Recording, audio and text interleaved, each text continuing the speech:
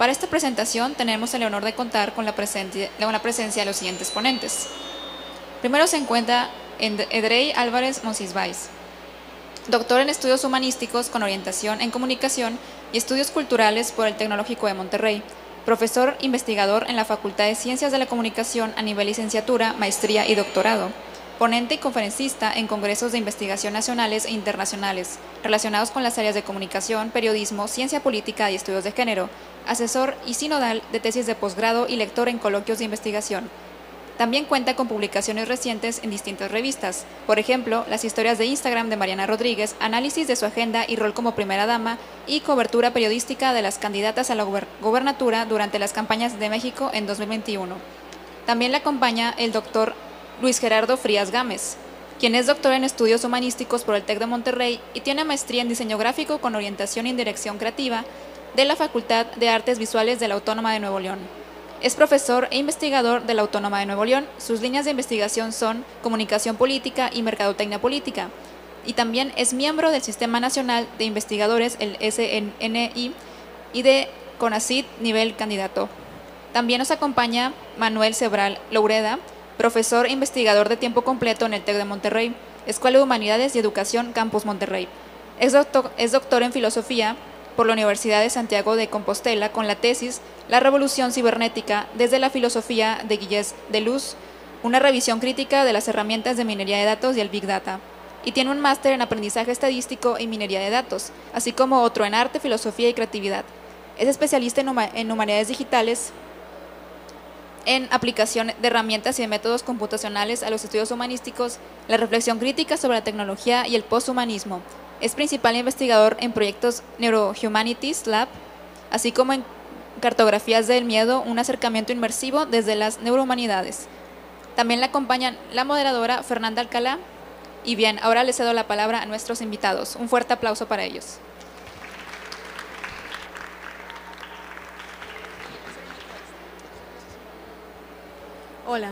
Hola, ahí está. Buenas tardes a todos. Por último, me gustaría presentar, nos acompaña el doctor Enrique Cortés, que es director nacional del Hub de Inteligencia Artificial del TEC de Monterrey, el primer ecosistema de inteligencia artificial en América Latina, dedicado a investigación aplicada, educación y emprendimiento. Además, es miembro del Comité de Inversión del Fondo de Inversión Semilla Carabela y asesor de empresas tecnológicas. Él fue Managing Director de Luxoft, una empresa suiza dedicada al uso de inteligencia artificial y ciencia de datos en productos físicos y digitales. Previamente, Enrique trabajó 14 años como ejecutivo para Perot Systems en el Reino Unido, Suiza, India y Filipinas, dirigiendo programas de digitalización para clientes en industrias como salud, automotriz, energía, telecomunicaciones y comercio electrónico. Él tiene estudios de ingeniería en sistemas computacionales por el TEC de Monterrey y estudios de maestría y doctorado en inteligencia artificial en Arizona State University. También cruzó el programa Leading Professional Service Firms de Harvard Business School. Quiero darles la bienvenida a todos los presentes a esta mesa de diálogo en esta FIL de Monterrey.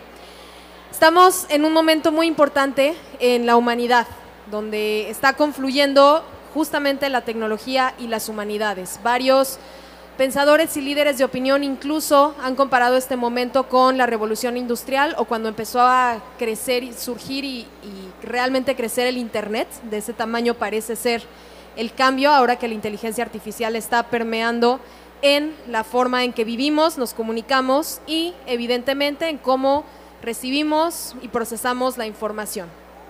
En México este tema tiene una relevancia muy especial por varias razones, pero entre ellas que somos una nación con una tradición cultural y humanística enorme. Somos una nación que tiene 69 lenguas oficiales y eso debería darnos ya una idea bastante grande de uno de los retos principales en comunicarnos y en poder absorber toda esta cultura que existe en el país.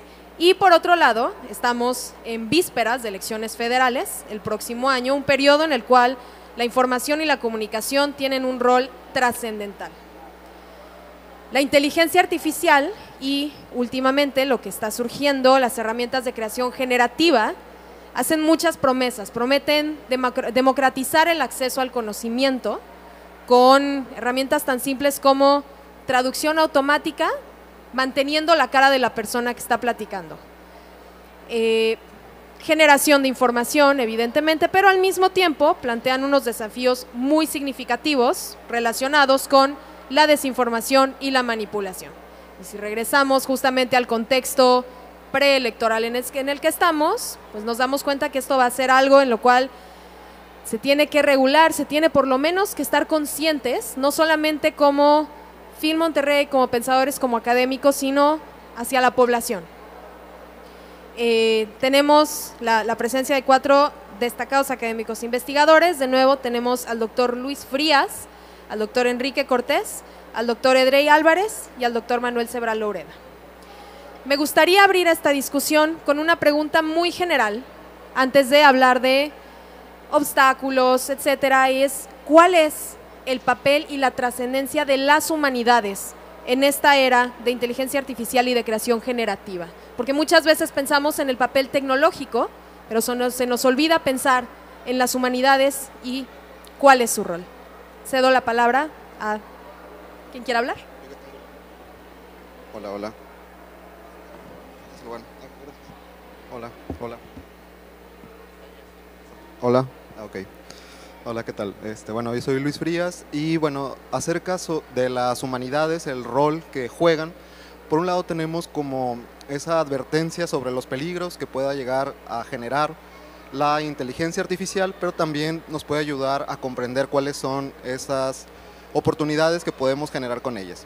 También me gustaría abordarlo desde la teoría de la comunicación, por un lado para evitar como esos miedos que genera la inteligencia artificial, miedos que vienen quizás de la ciencia ficción.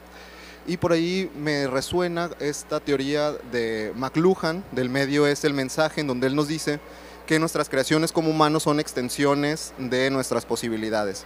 Entonces, en este caso, pudiera ser la inteligencia artificial como una extensión de nuestro proceso mental, o sea, no es que nos reemplace, sino que nos ayuda a hacer más eficiente nuestro proceso, principalmente ese proceso mecánico. Entonces creo que esa sería una de las teorías que me parecen pertinentes para comprender este desarrollo de la inteligencia artificial. Y otra es la teoría del simulacro, también en donde hablamos de una posmodernidad, de una posverdad, por aquí mencionaban el poshumanismo. Entonces ya estamos como en esta era de juego donde no hay tanta ideología, ¿no? Sino que solamente se permite esta como reconfiguración de signos. Entonces creo que también entra por ahí este tema. Y dentro de la creación también me parece interesante hacer notar pues que existe esta preocupación por el reemplazo de las inteligencias artificiales en cuanto a los guionistas, como la situación en Hollywood, incluso a los actores. Sin embargo, también me parece que puede ser una herramienta, pero no una forma de reemplazarnos, ¿no? Creo que no existe el placer, o sea, al momento de estar creando, existe cierto placer cuando estamos generando las ideas, cuando estamos creando algo que definitivamente la inteligencia artificial no nos va a brindar, ¿no? Entonces, al crear las imágenes, puede que sean realistas, pero no va a generar esa satisfacción al artista como el hacerlo por sí mismo, el pensarlo, en llevar toda esta crisis creativa. Entonces, creo que es una herramienta y que las humanidades eso es lo que nos están apoyando, ¿no? Para comprender este fenómeno. Yo soy el bicho raro porque todos mis colegas son de humanidades y yo no. Yo vengo de ingeniería y negocios, realmente. Entonces les voy a dar mi perspectiva. Esto se puso de moda el año pasado por IA generativa, ¿no? ChatGPT. Pero si ustedes ven su teléfono, todas las apps de su teléfono, ¿cuántos tienen Waze en su teléfono? Un chorro. ¿Cuántos tienen YouTube? ¿Cuántos tienen una de compras, Amazon o algo así? Todas esas cosas usan inteligencia artificial, pero tú no sabías que usaban inteligencia artificial. Porque si no, ¿cómo crees que cuando tú dices, se me antoja comprar un colchón para mi casa, y le das Google colchón, y luego qué pasa cuando te metes a otras apps en tu teléfono? Te salen anuncios de colchones, ¿no? Eso es pura inteligencia artificial. Es a lo que yo me dedicaba antes de entrar al TEC. A eso, a venderles cosas con inteligencia artificial, pero ustedes no lo sabían, que yo les estaba vendiendo cosas con inteligencia artificial. Ahora, ¿dónde conecta esto? ChatGPT es la primera vez que alguien dice, voy a interactuar con algo que me dicen que es inteligencia artificial, y curiosamente parece que es inteligente. Entonces, y si ustedes ven, el uso de ChatGPT se ha ido al cielo en meses, ¿no? Cientos de millones de usuarios. Y es algo muy espectacular realmente. Ahora, ¿cómo conecto yo esto con humanidades? La inteligencia artificial es realmente una cosa transversal, no es una cosa ingenieril. Y les voy a dar un ejemplo bien concreto donde conecta. La inteligencia artificial es una herramienta y en el TEC, desde el inicio que hicimos esto, dijimos, esto se tiene que usar éticamente, transparentemente y con justicia, vamos a decir. Y eso no es una cosa de ingeniería, es una cosa que no es de ingeniería. Ahora, ¿cómo nos aseguramos que la inteligencia artificial sea justa, transparente, todo lo que dije? Tenemos un comité le decimos Comité de Inteligencia Artificial. Y ese comité examina nuestros proyectos, que pueden venir desde muchos ángulos, ¿no? ¿Saben quién tiene dos cabezas ese comité? ¿Saben de dónde vienen las dos cabezas de ese comité? Una viene de la Escuela de Humanidades y es alguien que sabe de ética. Y la otra cabeza viene de la Escuela de Leyes y es alguien que sabe de protección de datos, legislación, todo eso. Esas dos personas, cuando hacemos un proyecto de ingeniería de inteligencia artificial, tienen el poder de pararlo o de hacer observaciones que digan lo que va a hacer no es ético. Ahora, ¿por qué hablamos de ética? Porque la legislación va atrás de la ingeniería, ¿no?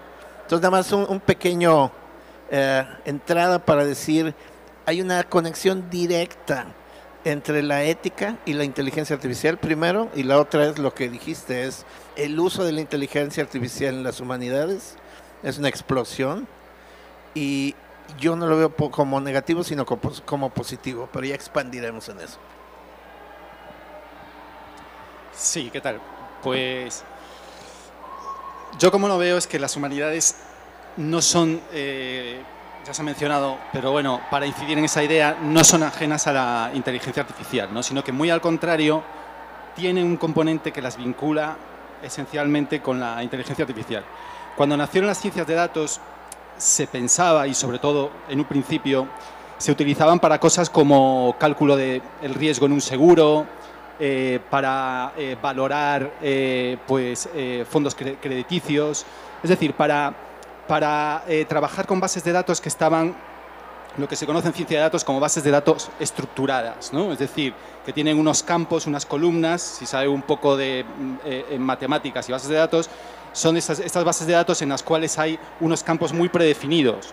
Yo en edad puedo poner un número, en estado civil puedo poner unos valores como casado, soltero, etcétera, ¿no? Pero con el tiempo, sobre todo con el desarrollo de la web y la web 2.0, la web empezó a generar información que no estaba tabulada, digamos, en estos campos, sino que era información como los textos, es decir, la gente escribía comentarios, en una web había respuestas para un producto, digamos, quejas de un cliente, por ejemplo, y otra serie de información que aparecía, ¿no? Después ya empezaron las redes un poco más sofisticadas, donde intercambiábamos videos, intercambiábamos imágenes. Entonces, cada vez más, no solo los analistas decían, bueno, hay información complementaria a esta información tabulada con la que inicialmente trabajábamos, sino que cada vez más decían, es que esa información es la más valiosa. Es decir, ahí se contiene información que nos puede vincular y trazar perfiles de una manera mucho más precisa, mucho más relacional, nos puede hablar de cómo la gente vive. Es decir, se empezó a desarrollar todo un conocimiento y una forma de trabajar con la información que, bueno, pues que dio lugar a una ciencia de datos más sofisticada y más desarrollada. Curiosamente, esos campos son principalmente el lenguaje, es decir, lo que la gente escribe en tipo comentarios. El lenguaje no es un campo estructurado, el lenguaje es un campo no estructurado, porque nosotros podemos decir muchas cosas con las palabras, ¿no? De hecho, una palabra como, por ejemplo, fuerza o amor puede cambiar de significado según su contexto, ¿verdad? No es, por lo tanto, es por ello que es una información, digamos, no estructurada. Más aún las imágenes. Imagínense, una imagen está compuesta de píxeles. Una imagen, por ejemplo, de 500 píxeles, pues tiene alrededor de 1000, bueno, 500 por 500, pues son como 25.000 una un montón de datos de información, ¿no? Y cada uno de esos píxeles contiene una información también. Entonces todo eso se puede analizar y procesar, pero también es no estructurado, porque ¿qué significa unos valores de píxeles? Hay que interpretarlo de otra manera. Entonces, para interpretar esa información, la ciencia de datos empezó a desarrollar herramientas, entre ellas las redes neuronales, que eran capaces de analizar mejor esa información, no estructurada, de una manera más aproximativa, y curiosamente esa información, los textos, las imágenes, los videos y las emociones, porque también se empezó a desarrollar formas en las cuales nosotros podemos valorar qué emoción, qué carga emocional tiene un texto, qué carga emocional tiene una expresión, por ejemplo, facial. Esos ámbitos son propiamente humanísticos. O sea, no solo no son ajenos, sino que son ¿en qué consisten las humanidades? Pues en trabajar con textos, con imágenes, en suscitar emociones en la gente. Entonces, no solamente no son ajenas, sino que estas herramientas son el core, digamos, de las humanidades, tiene que ver con la inteligencia artificial. Entonces, por ahí a mí me gustaría introducir. No, por supuesto. Este es un tema sumamente interesante, justo el paso que estás mencionando de la inteligencia a la ciencia de datos, que la verdad es que el límite entre ciencia de datos e inteligencia artificial para mí no está claro y llevo bastantes años trabajando en el campo. Casi que yo le pongo un límite mágico de la inteligencia artificial, es lo que todavía nos sorprende, y si ya no nos sorprende lo mandamos a ciencia de datos. Opinión muy personal.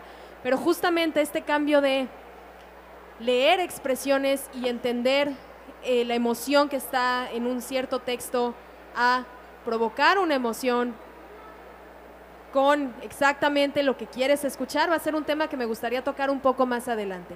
Habiendo oído sus perspectivas generales, ahora me gustaría acotar un poco la discusión hacia la desinformación. Entonces me gustaría escuchar cuáles creen ustedes que son los principales obstáculos relacionados a la desinformación ligada a la inteligencia artificial, sea en el contexto electoral o no. Muchas gracias. Bien, bueno, es importante también conocer estas cuestiones de desinformación, ¿no? En la cuestión de las elecciones, se suele utilizar mucho las redes sociales para poder un poco perfilar a la ciudadanía y perfilar a las diferentes cuentas y saber hacia quiénes podemos hacer llegar un determinado contenido, ¿no?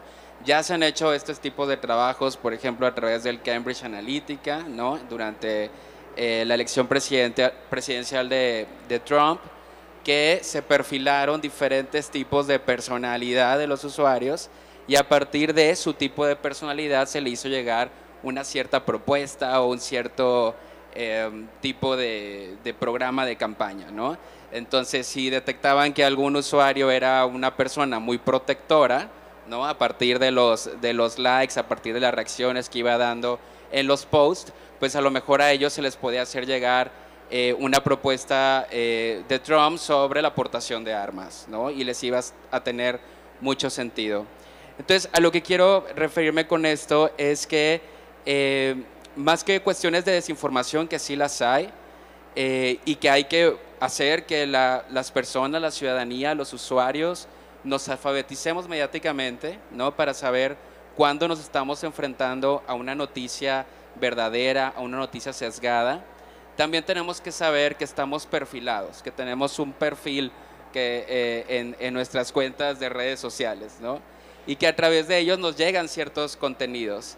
Si a lo mejor uno de ustedes es muy partidario de algún candidato o candidata en específico, seguramente les va a estar llegando encuestas donde ese candidato y candidata está en primer lugar y arrasando por 30%, etcétera, ¿no? Entonces, es importante saber que estamos perfilados y que el tipo de información que nos está llegando obedece a eso, a ese perfil que se creó de la cuenta, ¿no? Entonces, yo creo que es importante tomar en cuenta esto, ¿no? Ofrecer alfabetización mediática para que la gente conozca que dentro de las redes sociales podemos encontrar propaganda pues muy dirigido hacia un target, ¿no? Entonces yo en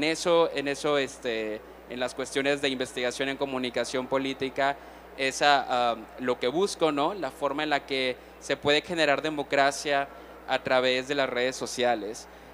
Cuando sale Internet también teníamos una idea que ahora ya parece utópica, ¿no? De que Internet iba a poder lograr tener una arena política donde todos estemos comentando temas políticos de forma amable, llegando a consensos, a discusiones. Pero la verdad es que eso quedó muy utópico, ¿no? No hemos logrado esto con todos el hate y con todos los bots y con toda la información perfilada, ¿no? Que a veces esta información perfilada creemos que es la misma que recibe otra persona, ¿no? Y entonces cuando estamos debatiendo no llegamos a un consenso porque cada quien tiene diferente información. Entonces todo esto creo que es importante tomarlo en cuenta de cara a una elección y a una campaña política. Yo creo que hay como dos ángulos de esto. Uno es, piensen ustedes algunos no habían nacido, pero hace 20 años, algo así. Si alguien decía, hiciste algo malo y me consta que lo hiciste, y dice, ¿cómo sabes? Tengo esta foto, aquí está. ¿Hoy ustedes confían en las fotos de lo que sea? No. Las fotos ya no sirven para validar que eso fue un hecho. Y lo que está pasando es, ¿hoy confían en un video? No, o quizá más o menos. ¿Hoy confían en una grabación de mi voz que dijo algo? No deberían. Probablemente confíen, pero no deberían. Entonces, hoy lo que está pasando con IA generativa, este tipo de IA, es, estamos generando primero texto, ¿ok? Estamos generando voz. Estamos generando no solo voz sintética, sino tu voz la podemos generar. Podemos generar imágenes falsas y podemos generar videos falsos con tu cara y tu voz. Entonces ahí la pregunta es ¿en qué voy a confiar, no? Y yo creo que lo que tienes que confiar es en la fuente de la información. Eso es en lo que tienes que confiar. Es menos probable que el New York Times publique un video falso a que lo publique, no sé, el website de Perico de los Palotes, ¿no? Entonces ahí hay que fijarse. No solo yo creo es, porque es imposible detectar esta información falsa, ¿eh? Es imposible. No se puede. O sea, hay gente trabajando en ello y es técnicamente complicado. Entonces ese es un ángulo que les quería decir. El otro ángulo es algo que tú tocaste que es muy importante y es tu perspectiva del mundo con cierto uso de inteligencia artificial se hace más chiquita y más chiquita y más chiquita. No se hace más grande, se hace más chica. Y el ejemplo es todos ustedes usan Netflix o algo así, ¿no? Si ustedes ven la selección de Netflix de ustedes, es diferente a la de su mamá, a la de sus hermanos, a la de sus amigos. Cada una es diferente, porque todos ustedes están microsegmentados en Netflix. Y entonces las películas que Netflix me enseña son las que Netflix cree que yo quiero ver. No necesariamente las que yo quiero ver, sino las que Netflix dice que me van a gustar. Lo mismo en streaming de música. Ustedes en su streaming vean lo que dice ahí, esto te va a gustar. A veces me gusta, a veces no, pero ellos dicen que me va a gustar. Y lo mismo en redes sociales. Lo que tú ves en Twitter X es lo que Twitter X quiere que tú veas, no lo que tú querías ver. Entonces tu mente se está haciendo chiquita, no grande. Tú la tienes que expandir de una manera artificial si tú quieres. Entonces yo veo esos dos lados de la moneda. Okay. Bueno, yo coincido en esto que mencionas y creo también que es como una especie de lucha entre inteligencias artificiales, como crear una inteligencia artificial que detecte a otra inteligencia artificial, que es como este caso del fact-checking, ¿no? También que hay como pues iniciativas para poder comprobar la veracidad de los textos. En el caso de las imágenes, todavía creo que las inteligencias artificiales no están tan sofisticadas. Podemos ver sobre todo los dedos, que muchas veces son 6 dedos o 4 dedos, entonces eso causa bastante gracia de ver, ¿no? Es como eso, como lo usamos para divertirnos.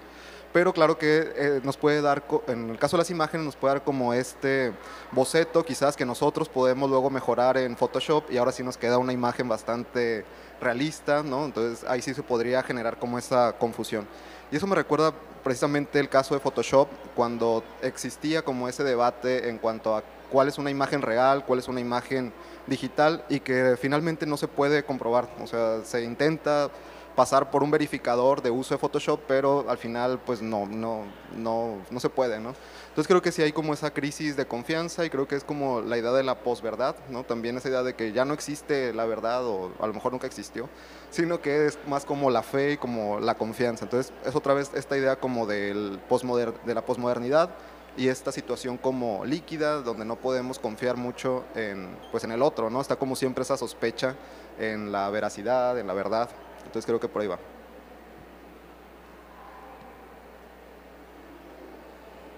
Sí, bueno, pues yo también creo que hay varios puntos en los que podemos reflexionar, ¿no? Reparar en todo esto.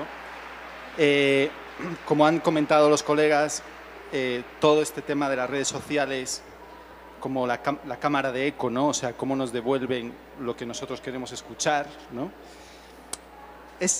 Yo matizaría el hecho de que, dos cosas, o sea, de que no es posible reconocer las imágenes falsas, sí es posible.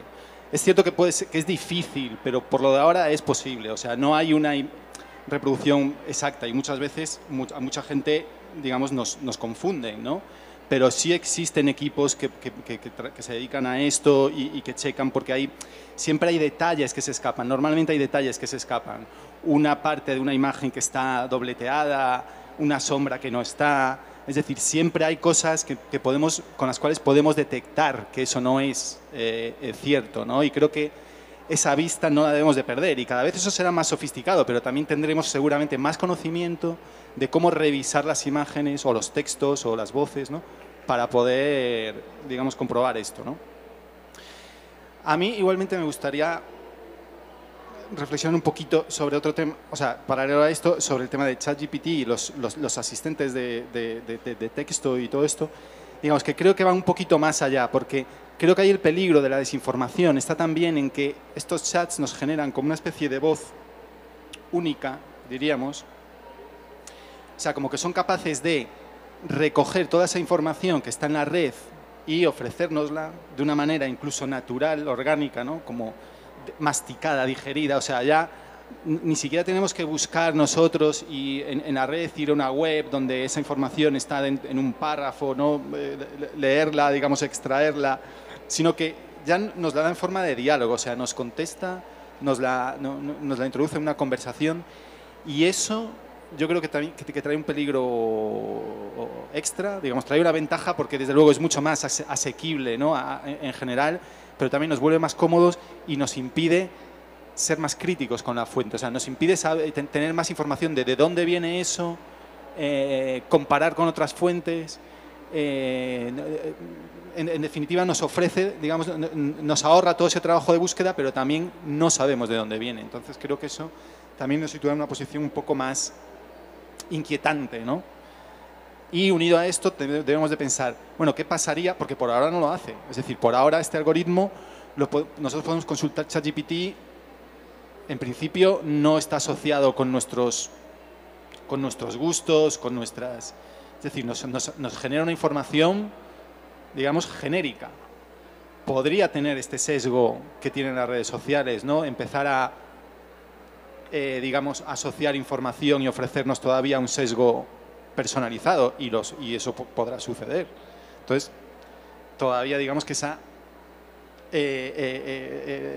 la cercanía de ese sesgo sería todavía más inquietante, ¿no?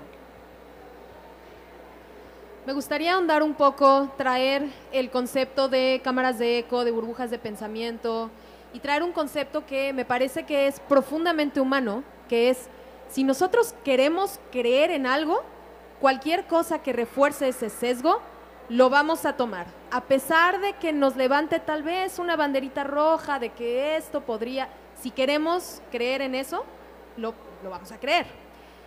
Esto en el contexto de, me parece que todas las personas que estamos sentados acá y de este lado, sabemos que se puede generar este contenido. Sabemos que existe herramientas que van a ser mi voz falsa, diciendo, vaya, cosas muy racistas, por ejemplo.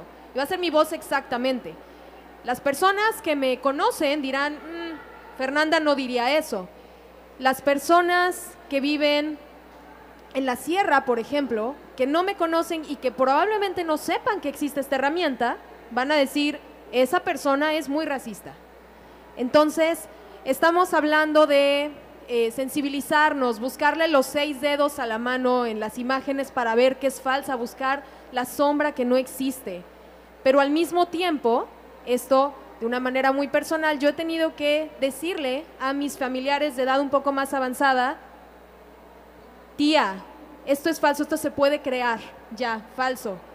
Esta persona no dijo esto. Y mi tía lo creía realmente porque era algo que iba con sus creencias, sus sesgos, etcétera. Entonces, y nosotros mismos no estamos exentos de este sesgo de buscar y sencillamente creer que si yo veo al o la candidato o candidata que me cae mal pateando un perrito, tal vez me lo voy a creer porque quiero creerlo. Entonces, ¿cómo podemos acercarnos a este problema? Porque no solamente es desarrollemos la sensibilidad de que la boca se va a ver rara en los videos creados, sino cómo desarrollamos en la población el vil saber que esta herramienta existe. Claro, es un tema muy importante, ¿no? Cómo buscar que la gente tenga ese escepticismo, ¿no? Del que ahorita hablábamos. Cómo hacer escéptico de que cualquier texto, fotografía, video, audio que reciban, hay que verlo con ojos de tal vez puede no ser real, ¿no? Hay que contrastarlo, hay que hacer un mix con otras fuentes para saber qué tanto es real. En ese sentido, yo considero que las audiencias sí poseen un cierto escepticismo, sobre todo porque cada audiencia interpreta la información de manera diferente, ¿no? De acuerdo con sus pensamientos, sus posturas, ciertas identidades, su género, educación, etcétera. Tenemos muchas formas de poder entender el contenido, ¿no?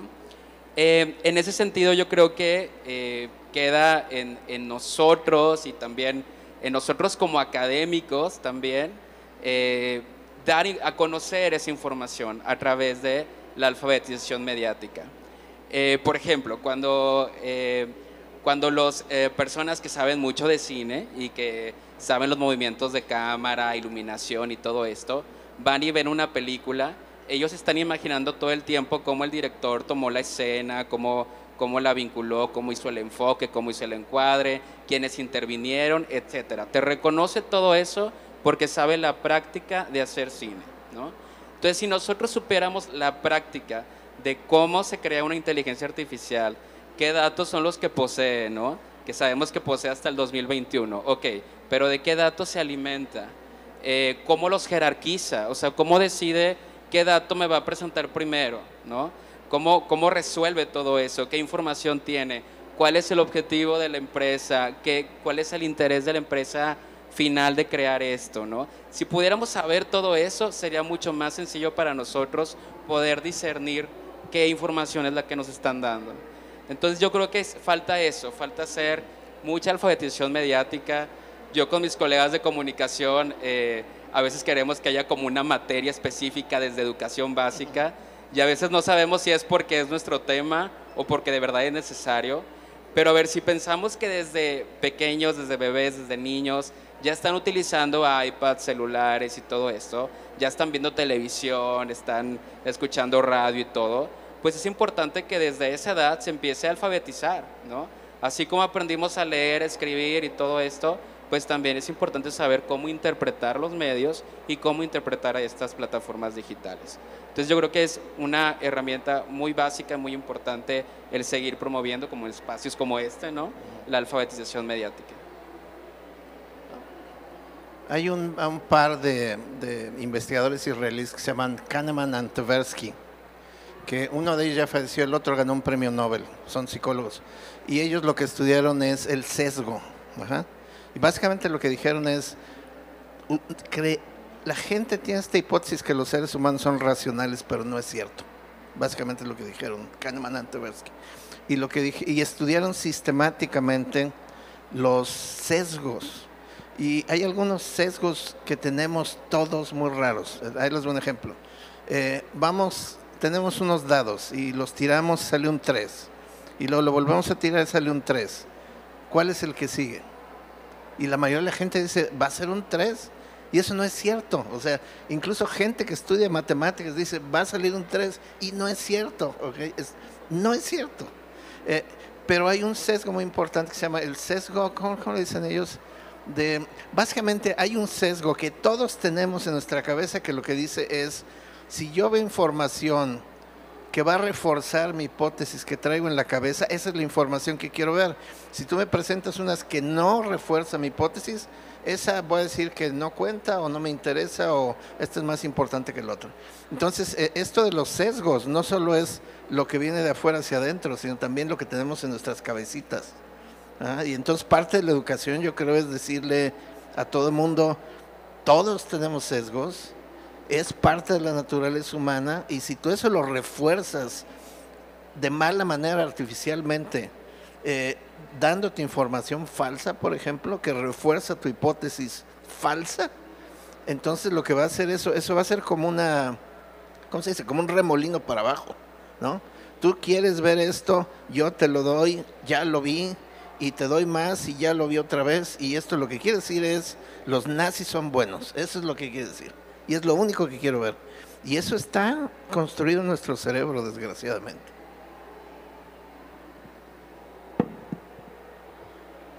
Sí, hay un filósofo de principios de final del siglo XIX, principios del siglo XX, que se llama Martin Heidegger.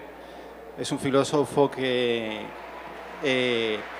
bueno, muy influyente en lo que ha sido después el siglo XX, y él tiene una reflexión sobre la técnica y la tecnología, y normalmente se entiende que Heidegger es un crítico de la técnica y la tecnología, porque él dice que la técnica y la tecnología han traído el nihilismo, ¿no? Han traído el vaciamiento, digamos, de la existencia, ¿no? Porque digamos que el ser humano ha perdido su relación con su mundo entorno, ¿no? A través de la mediatización de los seres, de los utensilios, de las cosas instrumentales. Entonces esto nos aliena de alguna manera, nos separa, ¿no? De la inmediatez. Pero curiosamente lo que realmente dice Heidegger, o sea, es cierto que dice esto, pero realmente lo que quiere decir Heidegger es también que la técnica, haciendo esto, digamos que nos devuelve a nuestro destino. O sea, nuestro destino es afrontar el nihilismo.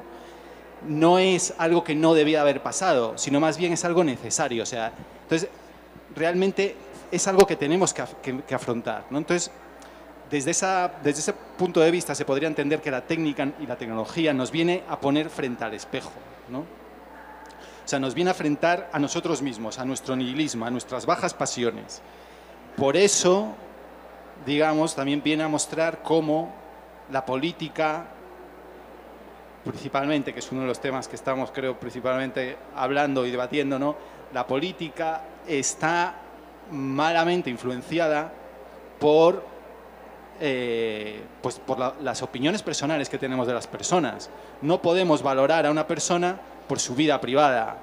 No podemos valorar a una persona por si tiene una orientación sexual o por si, o sea, por sus gustos, ¿verdad? Por cómo vive o por lo que hace. Todo el morbo que pueden generar estas imágenes falsas, la mayor parte de las veces están asociadas a este tipo de, ¿no? de ideas, de sensaciones, de emociones que tratan de asociar a personas con las que no queremos identificarnos, o tratan de desprestigiar a personas. Entonces creo que nos viene a poner en el esfuerzo de valorar las cosas por lo que son, ¿no? Y no dejarnos identificar con las emociones. Obviamente siempre siendo críticos y tratando de evaluar la fidelidad de las imágenes, ¿no? Pero me gustó además cómo lo planteaste cuando dices, si esto tiene una carga emocional que realmente me apela tanto, debo de dudar de eso, ¿no? Y muchas veces tiene que ver con este tipo de mensajes que justamente apelan a algún tipo de perversión de los agentes implicados, ¿no? Entonces ahí es un aprendizaje, creo, para desapegarnos de, bueno, vamos a valorar las ideas como son, no por lo que personalmente nos puedan decir de las personas, ¿no? Bueno, Me gusta mucho esa idea de la humanidad frente al espejo, ¿no? Porque creo que es eso, cuando vemos este tipo de tecnología nos preguntamos entonces nosotros qué somos. O sea, sí somos esta parte técnica, mecánica, en donde vamos a procesar muchos datos, pero hay otra cosa como irreductible del ser humano, entonces creo que eso es lo que nos ayuda, ¿no? Para comprender. Entonces nosotros, ¿qué hacemos? Aparte de nuestra inteligencia, pues tenemos otra parte también que es como biológica, que tiene que ver con la fisiología, la generación de emociones, etcétera. Entonces creo que también es importante o interesante eso del espejo, o sea, quiénes somos. Por otro lado, también me llama la atención algo sobre la desigualdad y esto que mencionaban sobre, pues tal vez hay personas, hay audiencias que no están como alfabetizadas, que no saben, y que podemos nosotros llegar a subestimar o decir, pues nosotros que somos académicos sí sabemos y ustedes que son de comunidades rurales no van a saber, entonces ustedes pueden ser más manipulados y así puede como generarse, pues por un lado cierta discriminación que puede ser más cultural y la otra cosa que sí es más real es la desigualdad, ¿no? Que sí sería esta idea de, pues a la persona que es ignorante darle información falsa para que continúe en ese ciclo. Yo creo que todos somos igual de manipulables y viene un poco con la idea de si son capaces de suscitarte la emoción fuerte, te van a manipular. Me gustaría retomar un poco los últimos 2 puntos y esto de estar frente al espejo para preguntar, ¿este es un problema al cual nos enfrentamos como sociedad o como individuo? Y un poco más de contexto en esto es, piensen hace 20 años, todos salíamos a la calle y veíamos todos los carteles de los candidatos que decían, vota por mí. Hoy, vaya, hay algunos carteles, pero en realidad la publicidad nos va a estar llegando a nuestro celular, que estamos viendo posiblemente en el bus de regreso a casa. Cada quien ve algo diferente. Entonces, justo estaba reflexionando.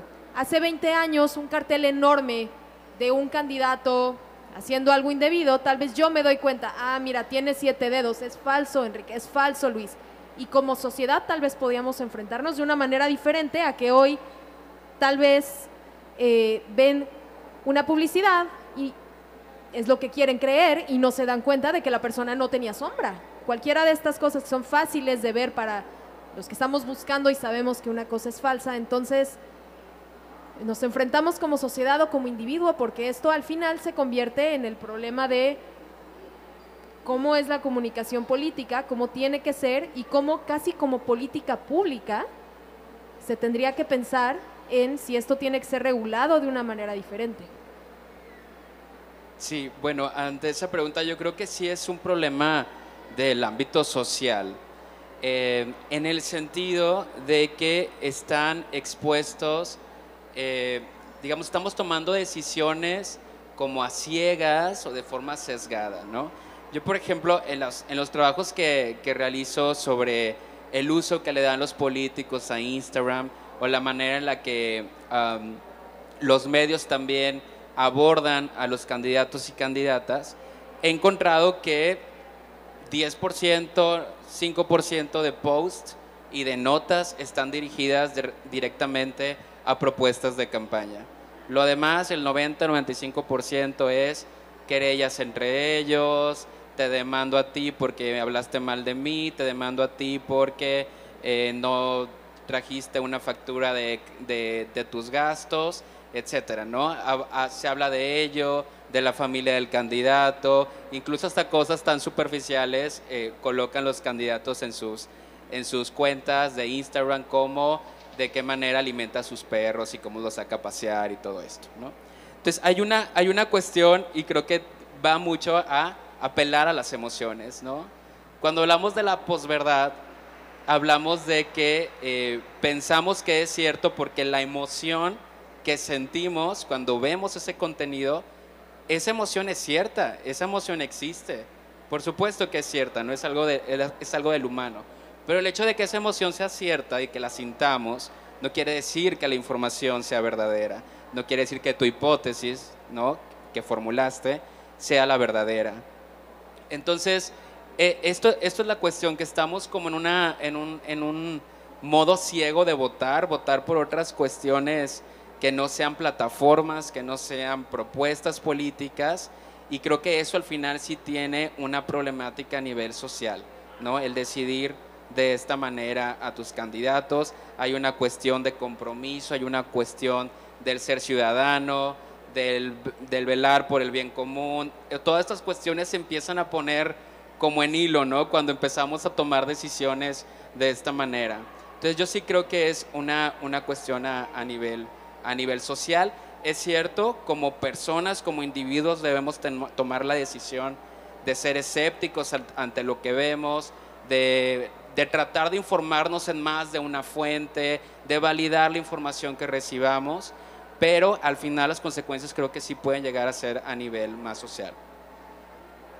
Antes de tomar otra respuesta, me gustaría añadir otra pregunta incluso a este tema, que es ¿cómo cambia la comunicación política? ¿Qué es comunicación política hoy? Porque de nuevo, hace 20 años la comunicación política era el póster que decía vota por mí.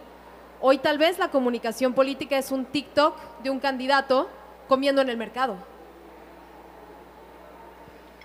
Bueno, pues bueno, pienso en como comunicación política no va a cambiar el esquema de emisor, mensaje y receptor, ¿no? En ese sentido creo que es solamente una, pues bueno, como una evolución en los medios que tiene la comunicación para hacer llegar el mensaje. Entonces creo que continúan los mismos principios, siguen las mismas ideas sobre la persuasión, pero ahora es como más quizás efectivo, ¿no? Y esta idea también de la sociedad, creo que pues tenemos que tomar en cuenta que la sociedad está fragmentada, entonces puede ser esta idea de, pues voy a tomar esta información de acuerdo a mi conveniencia y a la conveniencia de mi grupo social.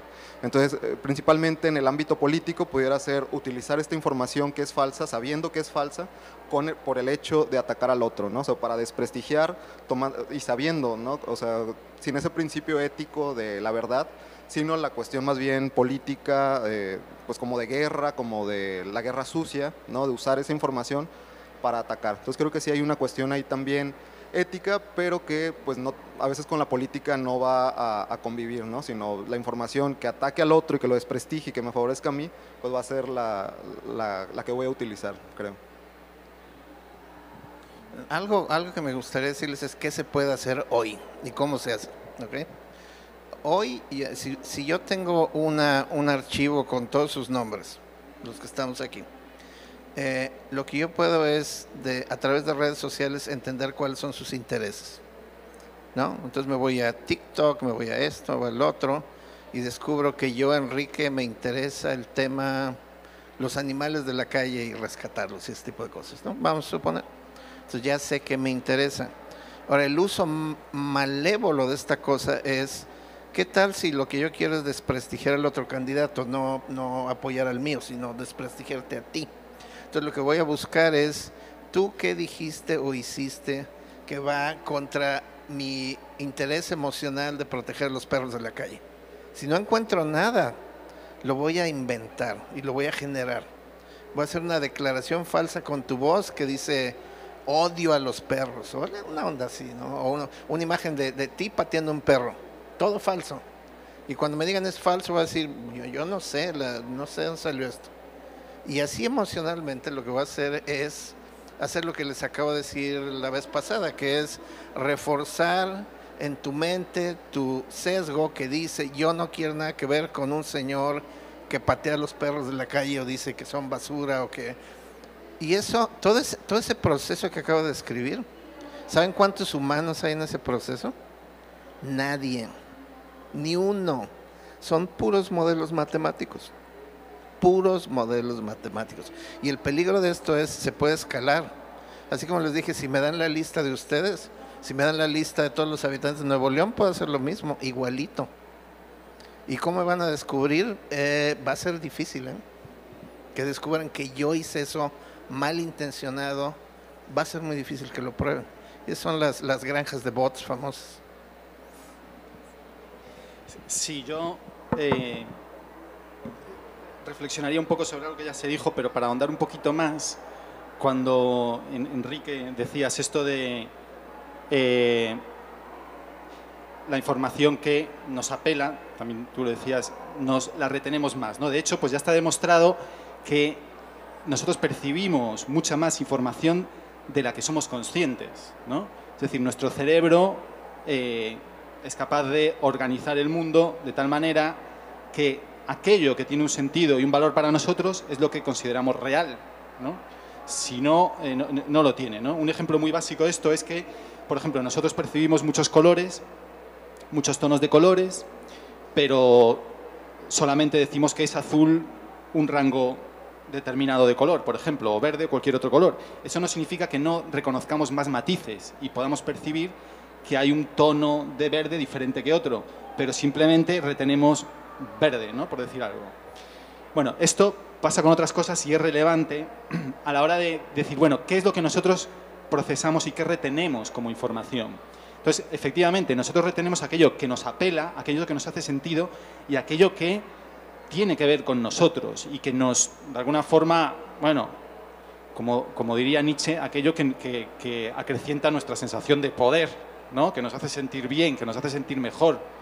Entonces, ahí viene un poco el debate de decir, bueno, ¿qué somos?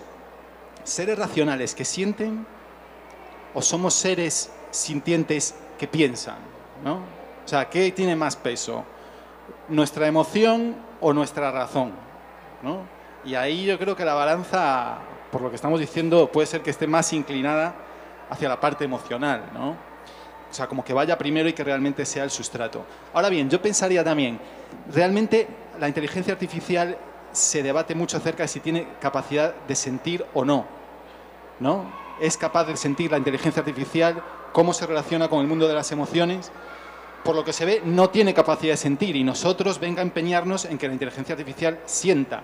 Pero oye, a lo mejor que no sienta no es algo malo, es algo bueno.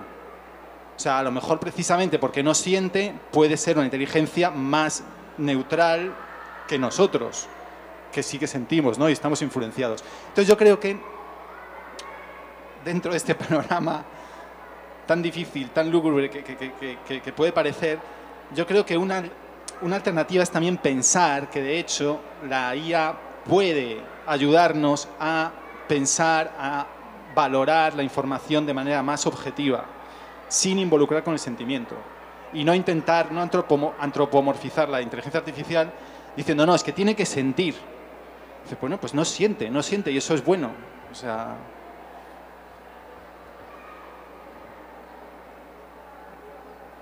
Si pensamos entonces en que la inteligencia artificial debe ser más bien una herramienta, y la usemos, me parece que lo mencionaba el doctor Luis al principio, casi como una extensión de nosotros, ¿qué principios éticos deberían guiar este uso? Principios éticos de qué datos deberíamos usar, de hasta dónde podemos dejar que la inteligencia artificial tome una decisión versus nosotros, pensando en que tal vez podría estar menos sesgada que nosotros, etcétera.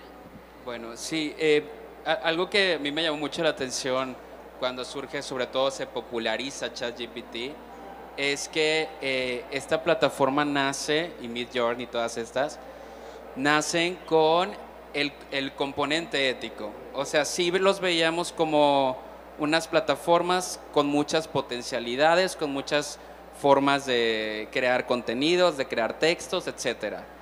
Pero a la par que veíamos eso, ya veíamos el contenido ético. Y eso a mí me pareció algo muy importante, al menos entre los colegas académicos ya estábamos hablando, a ver qué va a pasar con las tareas, ¿no? ¿Qué va a pasar con los plagios? ¿Cómo vamos a detectar si un ensayo fue hecho por inteligencia artificial? Entonces, a mí me parece, el primer apunte que quiero hacer sobre esta cuestión ética es que nace esta plataforma con ya cuestiones éticas, lo cual a lo mejor era más complejo de ver, incluso todavía no se ve tanto en Google, ¿no? Que hace burbujas filtro también y te enseña resultados relevantes contigo, ¿no? Y eso todavía no se ha hecho tanto eco de eso. O de las redes sociales también, al principio se vieron como algo entretenido, algo muy que podía conectarnos a muchas personas, pero el contenido ético como tardó, fue como gradual. Aquí la cuestión de la ética con estas dos plataformas, o esta plataforma en específico de ChatGPT, considero que se tocó el tema ético. Y ¿cómo deberíamos usarlo? Primero, yo creo que deberíamos estar enterados de cuál es el contenido que ellos ofrecen. Y ellos mismos también, creo yo, sin tener que decir su código fuente o ese tipo de cosas, nos tienen que transparentar un poco qué es lo que están haciendo, ¿no? Cómo están generando esos datos, cómo nos están haciendo llegar ello, cuáles son las nuevas actualizaciones, cuál es su interés, ¿no?, sobre esto.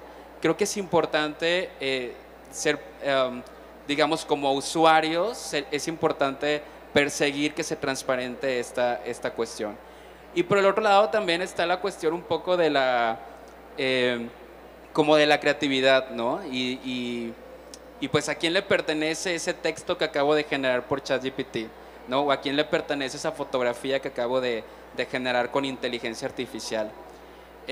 Cuando vemos las cuestiones de industrias creativas, decimos que son industrias creativas porque justamente la materia prima es la creatividad. Ingresa la creatividad y lo que sale es una propiedad intelectual, ¿no? Por ejemplo, en un libro entra la idea como un input y lo que tenemos al final es una novela, pero no importa tanto ese producto como tal, sino el contenido y quién es el propietario de ese contenido. Entonces también nos empieza a generar nuevas cuestiones legales sobre de quién pertenece ese contenido, ¿no? Ese contenido no se hubiera creado si yo no ingreso un input, si yo no hago un prompt, ¿no?, específico con patrones específicos de qué es lo que quiero. Entonces creo que hay muchas cuestiones éticas, de transparencia, de legales, que se tienen que estar por ahí manejando sobre estas cuestiones. Bueno, yo quería mencionar o retomar lo que dice el doctor Edrey sobre esta construcción ética desde el principio, ¿no? O sea, que al ChatGPT tú le preguntas cierta cosa y él te dice, primero, yo estoy diseñado solamente para dar información y te advierte, ¿no?, que quizás lo que estás preguntando pues no es del todo correcto. Entonces como que sí hay como esta idea del ChatGPT de decir, estás como pasándote un poco de los límites éticos. E igual el Midjourney también no te permite hacer cierto tipo de imágenes en donde se vean como comprometidas estos rostros, ¿no? Pero también existen otras formas de crear imágenes, no solamente es Midjourney, sino que empiezas a buscar y ves que hay otro tipo de inteligencia artificiales o de softwares que te permiten de verdad hacer esas imágenes, ¿no? Entonces creo que el límite ético va a estar en la persona, o sea, de forma así tal cual, ¿no? O sea, el ChatGPT no te va a dar información falsa, sino que tú la vas a falsear. Creo que es ahí donde entra esta cuestión ética individual. Sí, a ver, mi experiencia cuando menos con ChatGPT es bastante positiva, en el sentido de lo que estabas comentando, de que tiene una visión bastante neutra, no se implica con la información, por lo menos no tiende a implicarse con la información, y suele dar un balance. Yo le he hecho preguntas con temas con relativa carga política o relativamente controversiales en algunos debates, como por ejemplo el tema de posthumanismo, y sus respuestas son bastante buenas en el sentido de equilibradas, ¿no? O sea, pues seguramente puede mejorar en muchas cosas, ¿no? Pero me parece bastante bueno. Obviamente puede haber distintas inteligencias artificiales y las hay, ¿no? Y van a tener una especie de carácter. Unas nos pueden gustar más que otras, unas nos pueden parecer más fanáticas que otras. Y creo que eso es bueno y nosotros tenemos de distinguir, igual que distinguimos cuando queremos hablar con una persona o fiarnos de una persona y no de otra, ¿no? Debe haber una sociabilidad en relación con las IAs. O sea, pueden tener más confianza o menos, más legitimidad o menos, según su trayectoria, ¿no? Según su modo de comportarse. Y esto me parece interesante como el aspecto de la sociabilidad, no entenderlas como una herramienta. No es posible, sin embargo, una transparencia de la IA. OpenAI es bastante abierto. Los precios de OpenAI para usar su API no son demasiado caros, son bastante asequibles. Ahora bien, no es posible, y tú puedes ver cómo está construida la API, puedes descargarte, por ejemplo, Stable Diffusion y utilizarlo en tu computadora, pero no puedes saber lo que hace un algoritmo porque ni ellos mismos lo saben, porque tienen cajas negras. Entonces no sabemos, porque es imposible, digamos, es tan larga la cadena de causas y consecuencias que llevan a un resultado que aunque te la dijeran no te dirían nada de cómo está haciendo. Porque ¿qué te dice que una cosa se relacione con 1 millón de parámetros? O sea, es que no te dice nada. O sea, no somos capaces de procesarlo, por eso no accedemos a ello. Y ya para terminar, hay una reflexión que es un poco polémica, pero que a mí me gusta, con respecto a la ética de la inteligencia artificial, que la realiza un pensador iraní, entre otros, pero bueno, él la capitaliza bastante y creo que bastante bien, que se llama Rezan Negarestani, se llama, ¿no? Y él hace una revisión de un libro de Hegel, muy famoso. Hegel es un filósofo del siglo XIX, que bueno, es uno de los filósofos más importantes del siglo XIX, y él tiene una noción sobre la evolución del espíritu, de la cultura y de la libertad y la ética, ¿no? Su reflexión es sobre la libertad, la ética y la cultura. Y lo que dice Hegel y cómo lo utiliza Negarestani en su reflexión sobre la inteligencia artificial es que para que la inteligencia artificial sea ética, tiene que ser libre, ¿no? Y para que sea libre, según Hegel, digamos que el espíritu humano se va construyendo siempre a través de proyectarse en sus propias creaciones. Nosotros evolucionamos a través de la proyección en nuestra creación. Y esto lo hemos hecho con la escritura, con el lenguaje, con la cultura en general. Nos proyectamos y entonces, digamos, ahí se produce una dialéctica histórica que es lo que nos hace cambiar, ¿no? Entonces dice, para que la inteligencia artificial sea libre y la humanidad sea libre, debemos de dejar libre a la inteligencia artificial, no como un producto humano. Y esto se pelea un poco con estos comités de ética que a veces queremos plantear, porque yo creo que hacen falta comités de ética, pero según cómo también, ¿no? Porque lo que tampoco se puede, es querer controlar lo que está pasando, ¿no? O sea, que sea un comité de unas personas que sean lo que... También, y entiendo que es una idea relativamente controversial, debemos de intentar que la IA se emancipe. O sea, para que sea libre, para que sea ética tiene que ser libre. Sería la reflexión, ¿no? Entonces, bueno, es un poco futurista la idea, pero creo que vale la pena reflexionar sobre ello. Además, cuando realmente es lo que decimos, son opacos, o sea, los algoritmos son opacos, no podemos acceder a ellos. Para cerrar, me gustaría preguntarles, ¿qué estrategias de mitigación o incluso tal vez cuál sería la prioridad, dado que las elecciones son en 8 meses, respecto a todo esto que hemos estado discutiendo para ayudar a México, proteger a México o llevar a México al futuro?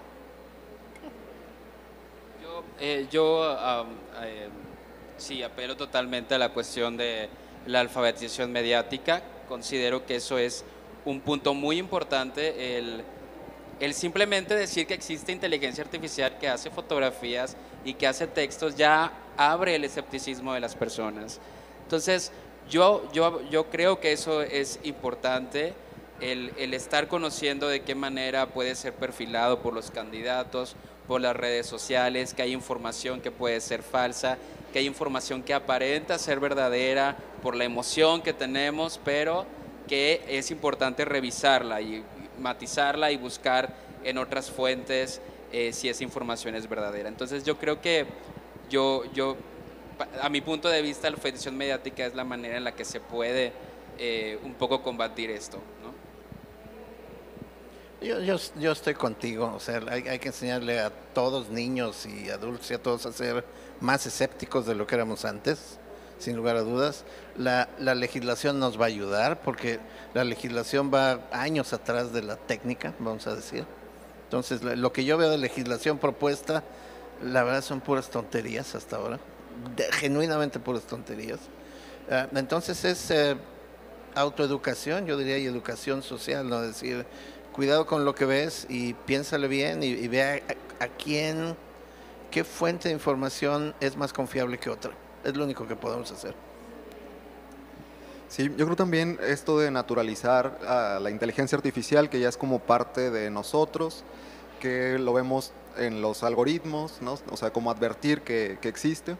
Y bueno, me llamó la atención esta propuesta que tenía Marcelo Ebrard, que era como esta forma como de detectar al delincuente, ¿no? Que tenía como el uso de la inteligencia artificial y que generó mucha risa, ¿no? Era como, estamos hablando del futuro, es imposible, nos va a discriminar, etcétera, ¿no? Entonces como que era esta idea de, pues bueno, por un lado de la gente quizás de decir, está alucinando ese candidato. Pero por el otro lado también me llamó mucho la atención esto, que los candidatos estén retomando o estén aprovechando la inteligencia artificial y que nos lleva tal vez como a otro nivel como país, que nos está llevando tal vez a un estado más tecnológico, más inteligente, ¿no? Pero quizás sí falta esto, como naturalizar a la inteligencia artificial y que pase, sí, que eso que pase más allá de la ciencia ficción, de la broma, de las ocurrencias, ¿no? Entonces, como esto de que sí existe y pues está ya entre nosotros. Sí, no, yo lo único que diría es que no se utilice para, digamos, controlar el desarrollo de la tecnología en un sentido restrictivo, digamos, monopolístico, etcétera, ¿no? Creo que eso es otro de los riesgos, ¿no? O sea, igual que el riesgo es un descontrol absoluto, aunque también se debe suponer que los ciudadanos somos libres y educados, ¿no? Para no dejarnos engañar. Aunque bueno, obviamente es mucho suponer, pero tampoco no nos queda otra, ¿no? que suponernos eso, porque si no... Pero bueno, del otro extremo está el hipercontrol, ¿no? Y creo, por parte del Estado, y creo que eso tampoco es positivo, ¿no?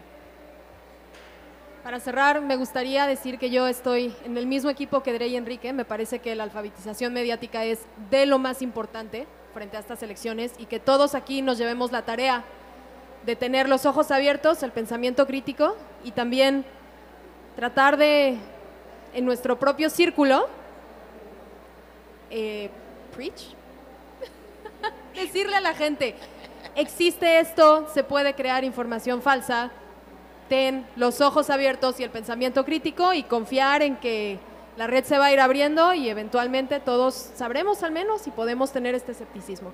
Muchas gracias a nuestros 4 ponentes, muchas gracias a todos los asistentes y con esto cierro nuestra mesa de diálogo. Gracias.